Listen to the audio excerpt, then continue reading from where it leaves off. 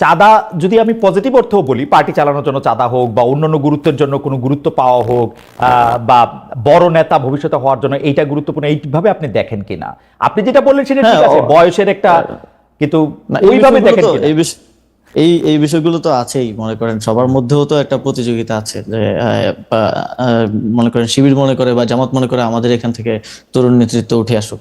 তো আবার এনসিপি মনে করে যে এনসিপি মনে করতে পারে যে যেহেতু গণ অভ্যুত্থানের অধিকাংশ নেতাই এখানে, আমরাই গণ অভ্যুত্থানের একমাত্র মানে সবচেয়ে বড় স্টেক হোল্ডার। তো এইগুলো নিয়ে মতানৈক্য, মতের অমিল আছে এবং প্রতিদ্বন্দ্বিতাও হবে সামনে। ছাত্র সংসদ নির্বাচন টাকা পয়সা দিয়ে আছে কিনা সেটা একটু বলেন, হ্যাঁ, যে একদম টাকা পয়সা দিয়ে আছে কিনা? আমার মনে হয় না। টাকা পয়সা নিয়ে আমি নাই। অন্তত অন্তত দেখি নাই এটা গুরুত্ব পাওয়া বা হচ্ছে কারো মনে হচ্ছে গ্রিভেন্স থাকে না যে ও আমার কথাটা বললো না, এই কথাটা বলতে গিয়ে, ও কিন্তু আচ্ছা। আমি তো ওই ঐতিহাসিক প্রেক্ষাপটে ছিলাম। এই গ্রিভেন্স গুলো থেকেই বেশি এটা শুরুটাও আচ্ছা। হয়েছে এবং এটা দিন দিন বাড়ছে। তবে আমি মনে করি যে এই বিষয়গুলোতে আরো বেশি মানে যদি কমিউনিকেশন থাকে জুলাইয়ের বিভিন্ন পক্ষের মধ্যে, তাহলে আমার মনে হয় যে এই জিনিসগুলো জনসম্মুখে এরকম হাস্যকর পরিস্থিতিতে আসা থেকে আসলে ইয়া করা যায়। জনসম্মুখে হাস্যকর পরিস্থিতি, কিন্তু ঠিক আছে, আমি এই প্রসঙ্গ থেকে একটু অন্য প্রসঙ্গে যাই।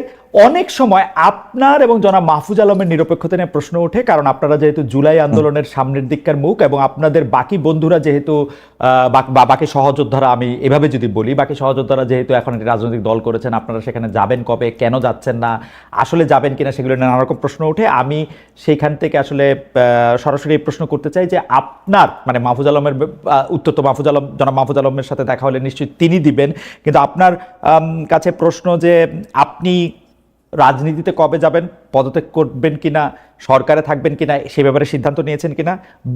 অনেকেই বলে থাকেন যে আপনি হয়তো রাজনীতি করবেন, ভোটও করবেন, কিন্তু যতদিন পারা যাচ্ছে ততদিন আপনি আপনার সরকারি বাসভবনে বা সরকারি পদে থাকতে চান। মানে আপনি, মানে আপনি আমার খুবই প্রিয়, সেই জন্য বলি যে অনেকে বলে থাকে যে আপনি পতাকাবাহী গাড়িতে আরো কিছুদিন চড়বেন, তারপরে ইলেকশন যখন এগিয়ে আসবে তখন আপনি গিয়ে মানে। দেখেন খালেদ ভাই, পতাকাবাহী গাড়ি বা এই বিষয়গুলো মানে এটা আমরা কখনো চাইও নাই বা এটার প্রতি আমাদের ওই রকম কোনো মোহ নাই। আমার দিক থেকে বিষয়টা হচ্ছে কিছু দায়িত্ব নিয়ে তো আমি এখানে আসছি, এবং কিছু দায়িত্ব গণঅভ্যুত্থানের সময়, সেই সময়টাতে যখন সমন্বয়করা আমাদেরকে সিলেক্ট করে তখন থেকেই দেয়া যে এই সরকারকে জুলাই গণঅভ্যুত্থানের পক্ষে রাখা, পক্ষের ডিসিশনগুলো নেওয়ার ক্ষেত্রে প্রভাবিত করা এবং ভয়েসটা যাতে থাকে সেই জিনিসটা নিশ্চিত করার জন্য সরকারে আসা। তারপরেও যদিও অনেক অন্যান্য মিনিস্ট্রির দায়িত্ব আসছে, ফর্মাল দায়িত্ব আসছে, তো সেই জায়গা থেকে আমি মনে করি যে এখনো আমাদের কিছু কাজ বাকি আছে। একটা বড় মাইলফলক হচ্ছে এই যে ঘোষণাপত্রটা আমরা ইয়া করতে পারলাম, জুলাই ঘোষণাপত্রটা দেওয়া সম্ভব হলো। এখনো জুলাই সনদ বাকি আছে। জুলাই সনদের বাস্তবায়ন প্রক্রিয়া কি হবে এটা নিয়ে বিভিন্ন ধরনের মতানৈক্য। আমাদের যে ঐকমত্য কমিশনের 1 মাস মেয়াদ বৃদ্ধি করা হয়েছে। তারপরে সংস্কার কমিশন, যেই সংস্কারের, আমার লোকাল গভর্নমেন্টের সংস্কার কমিশন ছিল, যেই সংস্কারের রিপোর্টগুলো দিয়েছে সেগুলোর একটা বাস্তবায়নের বিষয় আছে। এবং আমি মনে করি যে যেই দায়িত্ব নিয়ে এবং যাদের ম্যান্ডেট নিয়ে আমি এখানে এসেছি, সেই অনেকগুলো দায়িত্বই আমাদের পালন করা বাকি রয়ে গেছে।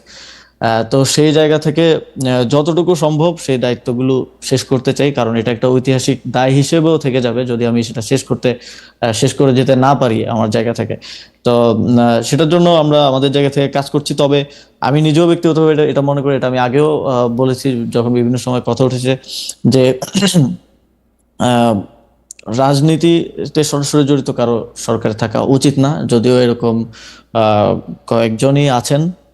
এবং আমরা মনে করি যে নির্বাচনকালীন সরকারে, স্পেসিফিকলি নির্বাচনের কালীন সরকারে শুধু নির্বাচন করব কি করব না সেটার জন্য না, যদি আমি নির্বাচন নাও করি তাহলেও নির্বাচনকালীন সরকার আমার থাকা উচিত না, যেহেতু এটা নিয়ে কনসার্ন আছে। এবং আমাদের গণতান্ত্রিক রূপান্তরের একটা, মানে আমাদের জুলাই গণঅভ্যুত্থানে যদি 3টা ম্যান্ডেট আমি ধরি, যে বিচার, সংস্কার এবং গণতান্ত্রিক রূপান্তর, তো গণতান্ত্রিক রূপান্তরের যেই দায়িত্ব আছে এবং সেখানে কনফ্লিক্ট অফ ইন্টারেস্ট এড়িয়ে চলার যে বিষয় আছে, সেখান থেকে আমি মনে করি যে রাজনীতিতে যুক্ত হবেন, হওয়ার ইচ্ছা আছে এরকম কারোই নির্বাচনকালীন সরকারে থাকা উচিত না, তফসিলের আগেই তাদের আসলে। এটা আমি, মাহফুজ আলম, আরো যদি কেউ থাকেন সরকারে, আরো যারা আছেন, সবারই নির্বাচনকালীন সরকারে থাকা উচিত না। কারণ আমাদের মাননীয় প্রধান উপদেষ্টা বারবারই বলছেন যে আমরা একটা বেস্ট ইলেকশন আসলে জাতিকে উপহার দিতে চাই। তো সেই জায়গায় কোনো কোশ্চেন এবং কনফ্লিক্ট অফ ইন্টারেস্টের জায়গা যাতে না থাকে, এটা নিশ্চিত করাটা আমি নিজের দায়িত্ব বলেও মনে করি। ওকে, তাহলে এখানে আবার দুইটা প্রশ্ন আছে। তার আগে শুধু এইটাই, এই লাইনে জেনে নিতে যে আপনি বলতেছেন যার রাজনীতি করার ইচ্ছা আছে বা যে রাজনীতি থাকবেন তিনি নির্বাচন করুক আর না করুক, নির্বাচনকালীন সরকারে থাকা উচিত। আপনার কি রাজনীতি করার ইচ্ছা আছে? অর্থাৎ আমি বলতে চাইতেছি যে আপনি কি নির্বাচনকালীন সরকারে থাকছেন কি থাকছেন না? আমি তো ভাই 2018 সাল থেকে রাজনীতির সাথে যুক্ত। আমি তো অর্থাৎ আপনি রাজনীতিতে অলরেডি থাকছেন। রাজনীতিতে তার মানে এবং আমি নির্বাচনকালীন সরকারে থাকছি না অবশ্যই। নির্বাচনকালীন সরকার আপনি থাকছেন না। এখানে একটু আপনার কথা ধরে একটু বলি যে আপনি জুলাই ঘোষণাপত্রের কথা বলছিলেন, আপনি সংস্কার কমিশনগুলি, জাতীয় ঐক্যমত্য কমিশন নিয়ে আপনি বলছিলেন, কিন্তু অ্যাপারেন্টলি জুলাই ঘোষণাপত্র আপনারা যেটা দিলেন, যেটা দেওয়ার কথা সরকার যেটা দিল, সেটা নিয়ে আপনার বন্ধুরাই অর্থাৎ এনসিপি এটা নিয়ে আসলে খুব খুশি না। জামায়াতে ইসলামীও এটাতে আসলে তার ইয়ে প্রকাশ করেছে। অন্যান্য রাজনীতিগুলো অ্যাপারেন্টলি বিএনপি শুধু এটাকে পছন্দ করেছে। অনেকে এইটাও বলছেন যে বিএনপির ডিকটেশনে এই জুলাই ঘোষণাপত্র তৈরি হয়েছে। আমি যদি বিটিভির ফ্রেমিং এর কথা বলি, বিটিভির ফ্রেমিংয়েও বারবার ডক্টর ইউনূসের সাথে সবচেয়ে প্রমিনেন্ট করে মির্জা ফখরুল ইসলাম আলমগীর, অর্থাৎ যিনি বিএনপির নেতা হিসেবে সেখানে গিয়েছেন, তাকে দেখানো হচ্ছিল। এটার কারণ কি? ডক্টর মোহাম্মদ ইউনূস কি অনেকটা বিএনপির দিকে ঝুঁকে পড়েছেন, এরকম মনে হয় আপনার? আহ, এই রাজনৈতিক বিষয় বোধহয় আমার মন্তব্য করাটা ঠিক হবে না। তবে আমি যতদূর জানি যে ঘোষণাপত্রটা হয়েছে, সেই ঘোষণাপত্রটা মেইনলি গত 6-7 মাস ধরে এটা নিয়ে কনসালটেশন চলছে। অনেকগুলো দলই তাদের প্রস্তাবনা দিয়েছে, কিন্তু প্রস্তাবনা নিয়ে অনেক দলের সাথেই হয়তো ফিডব্যাক বা পরবর্তী আলোচনা হয় নাই, ফলো আপটা হয় নাই। বাট প্রধান 3 দলের সাথে আলোচনা হয়েছে বলে আমি জানি, বিএনপি, জামাত এবং এনসিপির সাথে। উপদেষ্টা পরিষদের কয়েকজন সদস্য ওনাদের সাথে বসেছেন, আলোচনা করেছেন, এবং ব্রডলি একটা ঐকমত্যে এসে এই পেপারটা দেয়া হয়েছে। তবে মানে আমি যদি বলি যে রাজনৈতিক দলগুলোকে একটা সিঙ্গেল সেন্টেন্স যদি লিখতে বলি, সবাই তো ভিন্ন ভিন্ন লিখবে। তো এত বড় একটা পেপার তো 100% ঐকমত্যের ভিত্তিতে আসা সম্ভব না। যতদূর আমি জানি যে 10-15% ঐকমত্য ছিল না, যেটা পরবর্তীতে সরকার সেগুলোর বিষয়ে সিদ্ধান্ত নিয়েছে।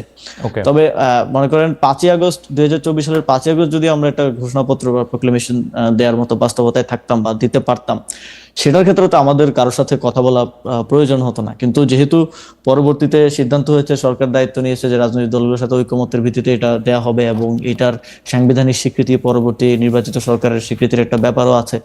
তো সেই জায়গা থেকে ওই ঐকমত্যটা প্রয়োজন হয়েছে, এবং সেখানে আমি মনে করি যে সেখানে ছাত্রদের পক্ষ থেকেও কিছু কম্প্রোমাইজ করতে হয়েছে, বিএনপির পক্ষ থেকেও কিছু ছাড় দিতে হয়েছে। সবার ছাড় দেওয়ার জায়গা থেকে একটা মোটামুটি অ্যাগ্রিড ডকুমেন্টে শেষ পর্যন্ত আসা হয়েছে। তবে আমি মনে করি যে ইয়ার ক্ষেত্রে জুলাই গণঅভ্যুত্থানের রাষ্ট্রীয় এবং সাংবিধানিক স্বীকৃতি পাওয়াটা একটা বড় বিষয়, এবং এই ঘোষণাপত্রটি অপরিহার্য ছিল। এবং এইটা এর বিষয়ে অনেকের অনেক দ্বিমত থাকতে পারে, তবে এটা যে অপরিহার্য ছিল এই বিষয়ে কারোর আসলে কোনো দ্বিমত আচ্ছা, থাকার কথা না। ওকে। জুলাই ঘোষণাপত্র বা রাজনীতি নিয়ে আমরা একটু আবার পরে যদি সুযোগ হয় তাহলে আপনার সাথে কথা বলবো। একটু আপনার উপদেষ্টা বা মন্ত্রী হিসাবে আপনার